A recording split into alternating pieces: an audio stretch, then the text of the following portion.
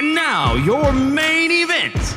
Introducing the hosts of Wrestling with Freddie, Jeff Dye, and Freddie Prinze Jr.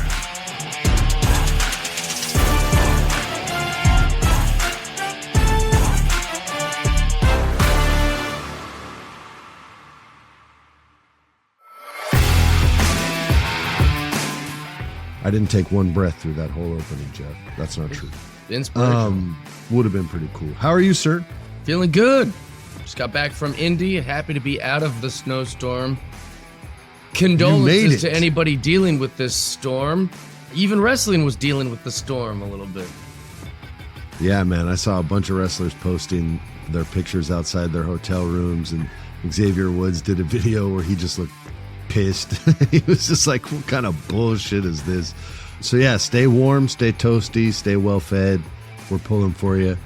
You guys will be okay though. You're used to the cold. You're tough out there. Not like us thin-blooded Californians where it's 70 degrees every day. We can't take it. We can't take it when it's 50, let alone 12. All right, let's get right to it. Lots of wrestling. We'll start with Saturday night's main event. We don't normally talk about SNME, but we have to because this is a big-time story. And one of the biggest stories in WWE is Cody Rhodes, Jacob Fatu, and Drew McIntyre, and what's going on with them since the steel cage. Since Jacob Fatu came into the steel cage, Jeff goes off on why there's even a door on the steel cage, but that's on a different episode. Cody Rhodes versus Jacob Fatu. They had beef. Cody promised receipts. Jacob Fatu don't give a shit about your receipts. Cody Rhodes bust your ass. He wasn't having it, so they had to fight. And I don't even think I heard a bell ring, Jeff. I don't think the match ever actually happened, but the fight was really cool. There was no bell, right? There's no bell, which is a great thing. I don't know if they've done this before, but what a great idea. They have to. Because who cares if there's a winner out of this match? You know, like this gives us a new way to be because they're always looking for creative ways to be like, some wrestlers don't want to lose clean and some wrestlers don't want to have their record, whatever. Some people don't want to put the belt on the line all the time. But if you just have a thing where it's like, he's so rebellious that he didn't even wait for the bell. They just all got so angry that they went off, and security's trying to break it up the whole time because this is an unsanctioned fight. It was just such a cool way to do it, I thought, and a great way to open the show. Yeah, and the finish kind of protects everybody, right? Because if Cody loses, then he's not as big a threat to the title as he was, and he should be a top contender. If Fatu loses, it's like, well, what the hell did he wreck that steel cage match for if he's just going to lose? So you had to have something. Now, for hardcore fans, it's predictable. I think hardcore fans knew there would be no finish to this match, just like the Monday Night Raw match as well. But I think it is a smart way of protecting everyone involved, and it tells a story for Drew. And all he did was 2 moves, but it lets you know that both guys are a threat to his title, and so he's going to damage them even more than they're going to damage each other. And since he can't get in trouble for it because there's no rules, why not? You know what I mean? I'm the champ. I can do whatever I want. Fatu stays protected because he's still a wild man and nobody can mess with him. No one can step to Jacob Fatu, period. Because you feel like he could beat him up in real life, unless it was like Ken Shamrock or somebody like that. You'd be like, dude, Jacob's winning. So it protected him as well, made him look good. So everybody looked good. And it was a great match. I mean, well, it's not a match. It was a great fight. You can't even call it a match. A great match was Justin Gaethje versus Paddy Pimblett in the UFC. That was a great match. Poor Paddy. Anyway, did you watch the UFC? I didn't. Oh, it was on Paramount Plus, so they're free now. If you have Paramount Plus, you don't have to buy the pay-per-views anymore. WWE, maybe fucking listen to that. And so you just got to watch it. There were commercials, so you didn't get all the in between the round stuff, like the minute where they're like, "Come on, kid, you can do it for me." You didn't get any of that stuff, which I kind of missed, but it was really cool to be able to watch it. So, I'm just saying, TKO owns it all. You might want to follow suit. Okay. Women's Tag Team Championship.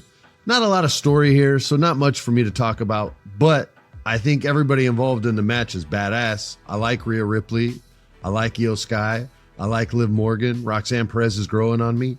I love Raquel Rodriguez. I think she's awesome. I love that she's calling herself Big Sexy. My son walked in the room when I was watching. He goes, who's that big chick, Dad? Yeah, she's pretty big. You said, oh, that's Diesel. So it's good. They've just made Diesel in Diesel. the wardrobe, the nicknames, the moves, they just made Diesel. They literally said, what if she just does everything Kevin Nash did? Let's just give her all that. At least they're not hiding it. I can't wait for her to grow a gray beard. That'd be amazing. That's what she has to come out as for the Halloween episode. She has to. Anyway, the champs retained. Rhea Ripley and Io Sky. They have really cool chemistry. They combine their finishers, which is just cool choreography. The end of the match was really cool, but it took a while for them to get to it. And so it wasn't my favorite match of the night. Let's go on to a match that actually matters. AJ Styles versus Shinsuke Nakamura. Shinsuke on Friday Night SmackDown came into a backstage segment and started talking to AJ in perfect English. Never heard him cut this kind of a promo in English before. He was just talking the way you and I talk, Jeff. Like, no big deal. I was like, yo, what the fuck? Shinsuke is just fluent. And AJ just was chatting back with him. And he said, hey, man, we got to have a match, bro. Like, we have to. He didn't call him bro. He's Japanese. That would have been cool if he did. So he says, we got to have a match, bro. And AJ's like, you got it, dude. And so he didn't call him dude either. They got to have this match. I'll tell you this match was so good. It made me go on YouTube and watch their New Japan Pro Wrestling matches, which were like 20 times better. And not just because they were younger, they just got to do more shit. I watched like 3 of their matches, dude. It was so cool. And it took me down this like dark hole of Japanese wrestling where I was up all night just watching all these old school matches. And it was awesome. It was all because of this match. And I loved it. But what did you think? First of all, I don't know if you saw Friday Night SmackDown. What did you think of Shinsuke's English? And what did you think of the match? That's more important. Well, first of all, I watched it all. I have always liked Shinsuke for sure. I don't know if it's because I've been listening to Asuka and Io Sky and Kairi Singh or whatever that like maybe we just haven't heard Shinsuke talk in a long time and we're used to maybe. Like I don't know what it is, but you were right. You texted it in the group chat before I watched it, and I was like, his English is phenomenal. It's good.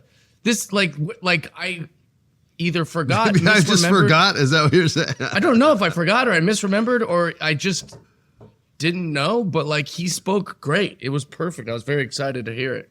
I thought the match was a 5-star match. Like it was really, really good and enjoyable. Nice. And yeah, I don't remember the last time they fought as far as everyone is comparing it to the famous duo between them, or not duo, but the famous feud. But this was phenomenal and really, really good to watch. It makes me nervous that AJ's getting some quick victory lap matches or some quick like get his flowers before he leaves on Royal Rumble, so that made me nervous. You know what I mean? Like the CM Punk last night and then the Shinsuke. So it's kind of like, what's happening here? Is it all coming to a close so soon? I don't know, but it made me nervous, but it was a great match. I am in total agreement with you. If they've rushed this and he freaking loses to Gunther, I'll be genuinely disappointed in the story. AJ deserves way more than that. So and they know that, Jeff. This cannot be the end. He has to get a win. He's not leaving at the Royal Rumble.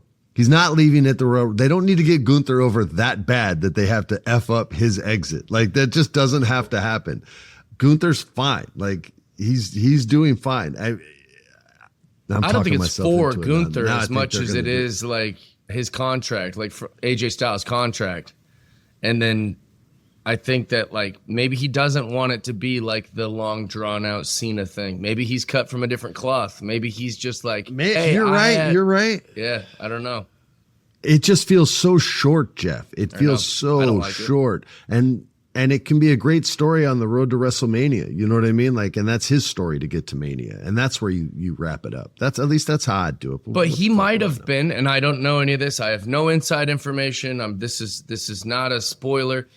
But some people mentally prepare for a breakup, or they mentally prepare for a retirement, or they mentally prepare for quitting a job for a long time before anyone knows or sees the signs or contracts or any of that other stuff. So maybe AJ's been ready for like 2 years or 3 years or 6 months or whatever. And he's just like, hey, contract's up. Let's just do it at the Rumble. Because that is the way guys used to retire back in the day in wrestling. It is that, like, we didn't know. They would just one day not be there anymore. Like, I guess most of them get fired or something. But, like, for the most part, fans weren't privy to every single when someone was not going to be on TV again or when somebody was going to retire. Like, we weren't always privy to contracts and all this different stuff.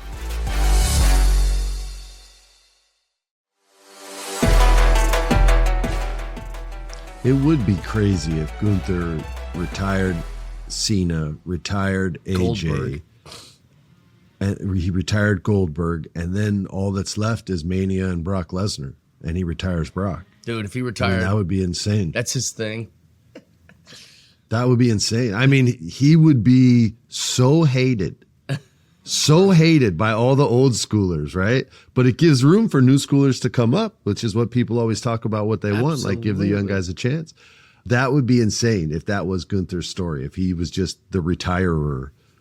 That sounds like a show on CBS, cool. like Sundays at 8, The Retirer, starring Gunther. Well, but it is a thing. That's one of the shitty beauties CBS of show. having predetermined finishes and scripted matches is because you can make things like this. Like, you know, you can give Sasha Banks 900 belts. You know, you can make Gunther retire all these legends. I think it'd be a great move. Yeah. The Sasha Banks thing is like, they kind of painted themselves in a corner with that because when you have 600 belts, the only story is losing the belts, right? There's not a lot of room for other stories in there because the belts are obviously most important. That's what everybody strives for. So that one has always been weird to me, but they're doing it, and she'll be losing more coming up, and then that'll give her more avenues to go down as far as, you know, creative choices, I think, and things like that. All right, back to the show. So Fatal 4-Way, the number one contender for the undisputed WWE Championship. We had the hometown hero, Sami Zayn, versus a son of a bitch who broke my back, Randy Orton, versus pretty sweet and pretty cool Damian Priest, although they haven't given him a ton to do, versus the newcomer, 6'5", 250 pounds, 3 chains, Trick Williams, who's got some pretty cool like one-liners in backstage segments, by the way. Once he like really, really owns it, they're going to flow off perfectly. He's really close, I think, to having some good shit to say. Oh, before we get into that, Sami Zayn, what is with WWE slapping the shit out of men and the man not doing anything back? He slapped the shit out of Drew McIntyre because Drew said some stuff about his kid not being proud of him, which is super awesome, by the way. Your child was disappointed the moment he opened his eyes and saw your face. It was great, man. And then Sami Zayn slapped the shit out of him, and my man didn't do anything about it. What's going on, man? Are the writers there like not? Would they be okay with getting slapped in the face? No, Yeah, I don't They'd be get like, that no, either. man, I'm taking a swing. It's making me crazy. I don't know why that's my soapbox right now, but we have to start slapping men back. If you ever get don't slapped, slap them, because the rule is like the second you touch them, then that gives you the excuse to go after them. So now we're allowed to slap and nobody does anything? you have to slap back. You have to slap back. Not even slap back. You got to beat that dude's ass and let him know, like, yo, did you just slap the shit out of me, bro? You know where I first saw you. the slap without the slap back was Becky Lynch smacking CM Punk, and then AJ Lee smacking. Yeah, but he's not allowed. But that's the thing. That's when I first saw it, and I go, well, that makes sense because those are gals. He can't just punch Gals. her. He's gotta take it. He's gotta wear it. But now the boys are wearing it, like from each other. Like it makes no sense. Nah, man. Nah. Chris Rock should have slapped back. Yeah. Gunther should have slapped back. Drew McIntyre definitely should have slapped back. He's got a hairy chest, man. You don't slap a dude with a hairy chest. He'll kill your ass. Nobody ever slapped Magnum P.I. Are you fucking kidding me, bro? Hell no. All right. I know I went off on a tangent here, but you And Sami can't Zayn, the take a hairiest slap. guy. Yeah, he's got a super hairy chest. All the old school 80s hairy chest shit is back. Sami and I Zayn's also got love that hair you called coming out of everywhere. you He's called just You called the women gals. You're like a dude from the 1950s. Nice Like, hey, look at this chickadee. How you doing there? Look at these dames. You can't hit the squirrel. Yeah, see? I don't know why I turned into a 40s criminal. Yeah. All right, anyway. Here's the story. So Zayn, hometown hero, returns to the Bell Center. Randy Orton, awesome, badass. We love him. Damian Priest is sort of rebuilding his image since switching brands from Raw to SmackDown. They gave him Aleister Black to help kind of kickstart that. And we got Trick Williams from NXT that everybody's excited about. So each dude got to, it's a WWE match, so everybody's going to get their shit in. And they all did. Trick is definitely a heel, not a baby face, which I think is awesome for him. Better to learn that. It's easy to be loved. It's hard to be hated for the right reasons in wrestling. So it's good for him to start off that way. But I think eventually he's going to be a huge baby face because he's just good looking and super buff, and he's pretty good on the mic. He's only going to get better, and he's pretty good in the ring. He's only going to get better, barring, injuries and shit like that. Anyway, Zayn gets the upper hand with a haluva kick. That's one hell of a kick. And he gets it off on Damian Priest, and they kind of had beef from storyline because Damian's like, yo, don't get involved in my matches. And Sammy's like, yo, don't tell me what to do, bro. And he's like, that's exactly, if you do, we're going to have beef. He's like, then we got fucking beef. I got to go deal with this asshole, Drew McIntyre. And that's when he slapped the shit out of him. So he got the kick off on Priest. So that gives Priest a reason to have a beef with him when he eventually, I'll give you my pick right now, loses to Drew McIntyre. So now I have to switch my whole Royal Rumble pick because he was going to be my pick for Royal Rumble, but they wrote him into a championship storyline to let Drew keep the belt instead. Anyway. Post-match, McIntyre tried to ambush Zayn, but it's his hometown. He heard the crowd go, no, look out, Sammy. And Sammy's like, nah, son, I ducked that shit. Boom, sends him out of the ring. Drew's embarrassed, humiliated. I'm going to kick your ass at the Royal Rumble. And he will. But Sami Zayn looked great. It was awesome. I love Sami Zayn. He's like the John McClane of movie characters, but in wrestling. He's the most blue-collar fucking guy ever. He doesn't know karate. He doesn't really know how to fight. He can just take a beating, and eventually you're going to get tired, and that's when he's going to kick your ass with that haluva kick and fucking get your ass. He's a great wrestler, but his character just comes off so blue collar. And John McClane was always, like, to me, the most blue collar character there was. I love Sami Zayn. I believed in you to win the Rumble, but now I got to switch it up. Jeff, what did you think? I love all of it that's happening except the Sami Zayn stuff. I find it to be puzzling. Like, I don't know. You don't like the Sami Zayn story or him? No, I just don't know what they're doing. I don't really get it.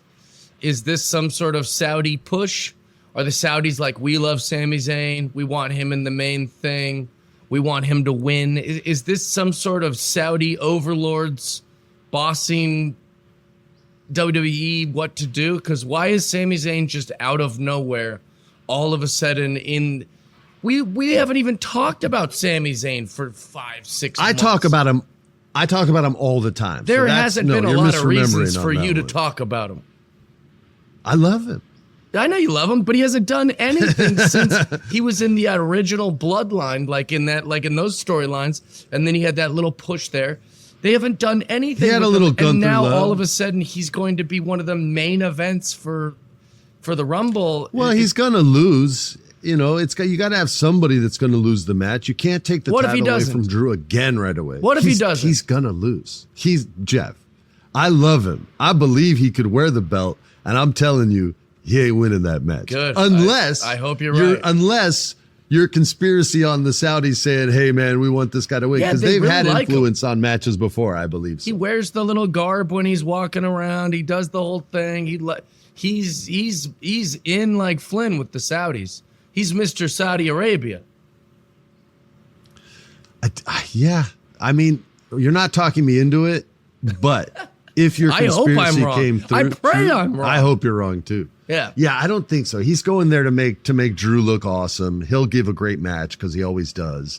And then his story will be one of redemption and am I good enough? Or am I not going to ever wear the belt?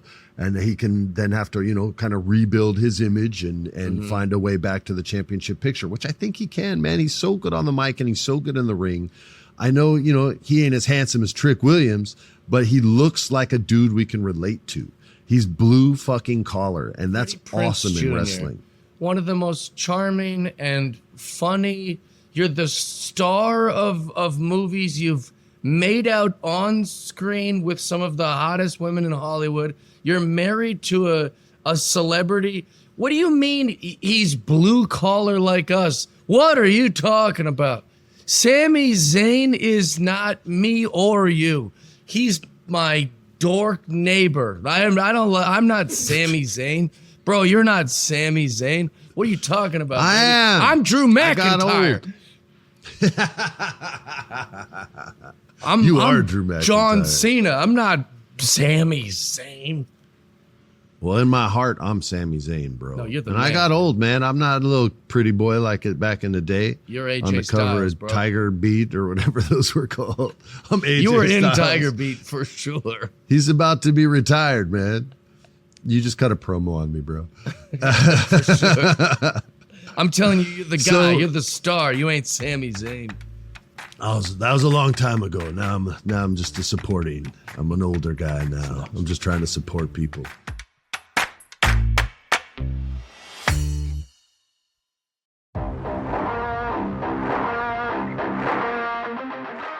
All right, dude. Moving on. Kill those kids in that movie. What, man? I'm a nice guy, bro. You're the only one that saw that. You just wrecked it for everyone who didn't see it, which was everyone. So we're moving on to Monday Night Raw at the Scotiabank Arena in Toronto, Ontario, Canada. And this just happened 2 nights ago. Why? Because we're more current, Jeff. That's fucking why. Here we go. AJ Styles. This could be it. I refuse to accept it, and so does he. And I might be the only one that thinks he's going to win. But I believe he's going to win this damn match, and you'll get my official pick on Thursday's show. Punk came out in the middle of the promo, basically said, hey, man, I think you're going to lose to Gunther, so I'm going to give you a shot at the title tonight. Now, that's not what he said, but that's pretty much what he's saying. He said, because you ain't going to be around to get a fucking title shot after Gunther, which makes me think, holy shit, that's going to be AJ's last match. I'm talking myself into it now. But he came out there. They got a match. It wasn't the best promo, but it was still good. And Toronto was really into it. They love their wrestling up there, and they don't get it as often as all the states do. We get it like probably 3-4 times per state more often than Toronto gets them. So they showed a lot of love, and it sets up the main event for the night, which nobody knew was what it was going to be. So that was a cool, fun way to get into it. What did you think about the two old dogs getting ready for a battle of respect? Yeah, I liked this a lot. I think it goes back to what I was saying earlier about like it made me a little nervous. I'm like, oh, now CM Punk's coming in and getting his match tonight in Toronto. So like that, it added to my conspiracy of like maybe we're not going to see AJ after the Royal Rumble, but it was cool and very exciting. How do you feel when two wrestlers do the thing where they say, oh, I'm not mad at you. I'd like to wrestle you out of respect. Like, does that do anything for you? It doesn't get me excited about the match. Only at that point can the two wrestlers get me excited for the match, right? Like it has to be two guys that I really want to see wrestle, because now the reason isn't as like dramatic. Now the reason is more like a Bruce Lee fight in a movie where he's like, I respect you and I respect you as well. And now we will battle. Right. And then they fight each other, right? And it's like, yeah, that's cool, but let me just see the fight. It's going to be the fight that's cool, not the buildup. Yeah. There's no buildup for this. Granted, they had, an hour and 45 minutes to build up to it. But, it would have been cooler if AJ could have talked him into it and maybe talked a little shit and been like, yo, man, you're going to let the people down. I thought you were a fighting champion. Like, right. Give me a shot tonight. Why not tonight? What's wrong with tonight? There's no main event. Let's give him something to scream at. And if there is a main event, fuck them. It's our time. Right. Like something like that could have been cool, instead of like bow. And I bow back. And now Daniel-san, fight. Like, that's not as exciting. That unless never there's gets sweet me music as behind amped it up. in the 80s. Yeah. Yeah, I want guys to want to punch each other in the face. Like, we talked about Gagey and Pimblett earlier in the UFC fight. Like, the stuff that Justin Gagey says to get himself hyped up for a fight is crazy. Like, he literally, like in interviews, is like, I've convinced myself this man wants to hurt me. He wants to end my career, and I'm going to do everything in my power to defend myself and keep him from doing that. And if that means ending his career at a young age, then that's what I have to do. I'm very scared, and I'm not going to let anything happen to me if I can help it. but if I die, he's going to die with me. Like and he's so like chilling when he says it. You're just like, what? There was an old fighter named Robbie Lawler who was talking about Conor McGregor not wanting to fight him. It's something to that effect. And they were like, well, what would have happened if you would have fought him? And he's like, well, if I would have fought him, he wouldn't have tapped out. I would have taken his soul. And the way he says it, now I'm not a scary guy. I'm the guy from Scooby-Doo, so nobody's afraid of me. But when Robbie Lawler says that shit and just is looking at the interviewer and the interviewer's like, what the fuck, bro? Like, that's scary shit. It makes you want to watch people fight. And this was just like, two dudes that we respect and okay, let's get it on. I will say this, CM Punk versus Finn Balor the week before was awesome. That was a great match, and the crowd loved their boy Finn, and the reactions were perfect, and they made you believe. And that was a cool match. That's all I wanted to say about that. I agree. We had a 6-woman showcase with Stephanie Vaquer, Rhea Ripley, Io Sky, Liv Morgan, Roxanne Perez, and Raquel Rodriguez. I got a lot of cousins with the last name Rodriguez, so maybe we're related way back in the day. Anyway, all I cared about was the champ's back. Stephanie Vaquer's back, y'all. She got to do all her moves that everybody loves, but nobody loves more than Booker T. She got to do it to Liv Morgan, so all the perverts were happy about that, I'm sure. So don't say WWE doesn't give you what you want, you sickos. But the match was cool. Trios matches are tough. This one pulled it off. Or maybe trios matches aren't tough. I'm just tough on trios matches. It's hard for me to pay attention because I'm old and busted. But it was a cool match. They kept me into it. Rhea Ripley's still the best. And that's all I have to say about that. Jeff, what'd you think? Quick little thing about this for me. Here, you might never have heard me say this before. Do we just not have enough female wrestlers? They were doing so good in the women's division with like the single wrestlers and the belts and the storylines and all the different stuff. There was just so much good stuff, and they were really neglecting the women's tag division, right? And then now it's like, because someone pointed that out, like, we've got to do something with the women's tag division. Now it's all women's tag division, and there's not much going on in the singles world, and so it's like, either A, we need some more female wrestlers to like have both departments operating well, or don't put all your eggs in one basket either direction is my only note. I think what they're doing is great. Like I said, they've got such a good roster of female wrestlers. They're all banging on all cylinders. They're all doing really well. According to Unreal, it looks like they all get along backstage, which is healthy, especially if you're traveling the world like circus freaks. So it seems like all the things are positive right now. They should capitalize on it and find a way to make the women's single division and the women's tag division both as strong as it could be, is my opinion. I agree with that. I think, I could be wrong, I think the reason why is because Stephanie Vaquer got hurt.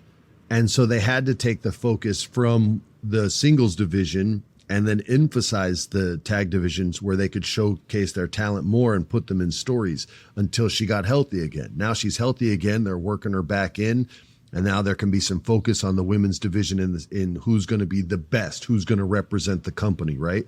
Which is always a more compelling story. So I think that's the reason why, but I could be wrong. I don't know how long she was out for. But yeah, with her as champ, if she's healthy, I just keep the belts on Asuka and Kairi and just let people chase, every couple weeks and stuff, sure, and then just focus on the singles. But I think because she got hurt, that's why they had to like mix it up and put all. Because in my mind, I go, why would all of a sudden Rhea Ripley be so interested in trying to be the tag champion?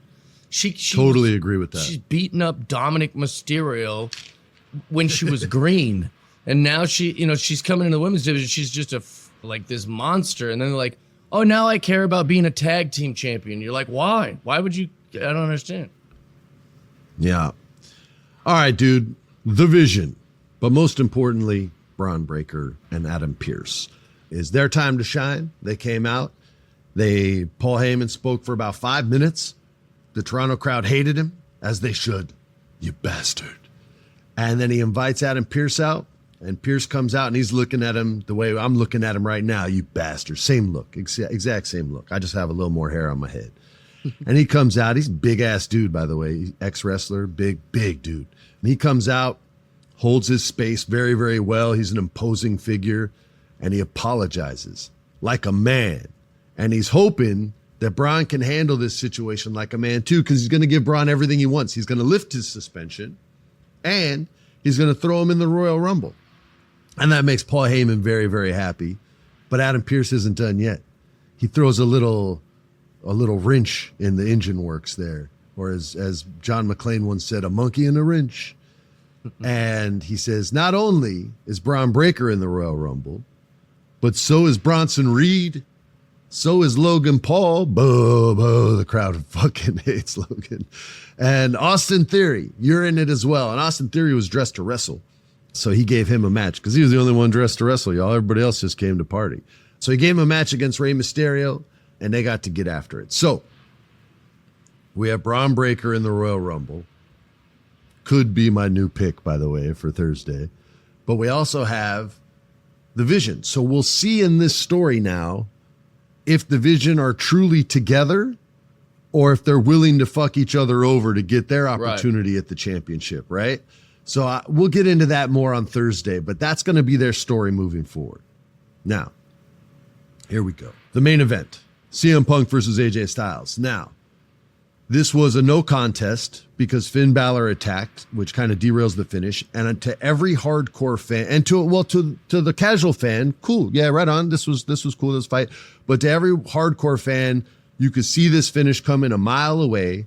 They should have never had the backstage segment with CM Punk and Finn Balor where he says, yo, man, you don't really need the Judgment Day. That was great, man. Like, that should have never happened. That gave away the whole end that he was going to come. And they left the camera on Finn, like, way too long. So you're just like, oh, I wonder what he's thinking. You're going to talk shit about my Judgment Day? Fuck you. I'm going to wreck your match, which he did. But it was predictable because AJ can't lose. He can't lose going into the Royal Rumble. He can't be on a losing streak on his way to face Gunther. Right. He has to look like a credible threat. So yeah, not the most creative finish, but I think the only one that you could do based on the booking. Like, they were kind of painted into a corner on that one. But given the whole series of events, how did you think it played out? I liked it, but again, they telegraphed the whole thing. It was very predictable as far as you don't have to watch a lot of wrestling to know what was going to happen in that series of events. But that being said, all the players involved and all the things that happened, I like. I'm a big Finn Balor guy. I liked the way the whole thing went down, so I liked it. AEW, the Addition Financial Arena in Orlando, Florida. Not loving the name of that arena. The Addition Finance, like addition, that sounds so elementary, you guys. It should be like the Algebra Financial Arena. MJF's opening segment. It's the year of the devil, people. And he opened the show proclaiming himself the best in the world. And he declared this year his year, the year of the devil. Brody King was like, fuck that. Came out, demanded a title match. MJF did a little bit of comedy here and was like, you know what, pal? Let me tell you something. Oh, shit. And knew he was in trouble. And he's like, no, I don't want a match. You haven't beaten anyone elite enough to earn a title shot. It still makes him a pussy heel, which he does very well. I don't think he should do it often, but he doesn't do it very often because he's pretty slick with all this shit. But every promo he does is top shelf, man. I mean, it's crazy. He's so keyed in. He's great with the crowd. He's great with Shivani. He makes the person he's in there with, he doesn't run them over with dialogue like some guys do. He gives them opportunities to shine, and he sells when they hit their moments, like it really offends him and upsets him or scares him. And not everybody does that, man, especially a lot of the older cats. They'll just let you sink or swim. And MJF doesn't do that, man. He's like, no, we're in this shit together. We're going to get through it no matter what. I've got you. You don't have to be a 10 because I'm going to be a 12, and it's all going to work out. And he did it. He did it again, man. He's the fucking man. And I just think he's so great in there with everybody on the microphone, Jeff. I agree with that 1,000%. I think he's the best person to hold a microphone in this business besides Paul Heyman. I think that you nailed it too. Like, he does a lot of good listening. You know, like his reaction to what you're saying is exactly what you want. You're watching him listen as much as you're watching the person talk. And then when he talks, like, it's just, he's very good. He makes, I don't know what wrestler I was listening to someone talk about this week on an interview. Oh, it's Chelsea Green on Unreal talking about when she had a match with Penta. And she was like, yeah, but he deserves all the credit. Like, he could wrestle a mop and make it look like a good match. Like, he's just so good. He makes you look good in the ring. And he made me look so good, even though I was green and he was wrestling a female and all these different things. And I think that that's what MJF does with like mic work. He can make you look good also. And so I really like that about him. And I've always thought he was the best, and he just continues to get better. I totally agree with everything you just said, and I wish I would have said it like that. He listens. It's so important, man. That's like he's acting out there. Acting is just listening and answering. That's all. That's the easiest way for me to explain it to anyone, and that's what he's doing out there. All right, we had Samoa Joe versus Speedball Mike Bailey. This match ruled, but you knew who was going to win.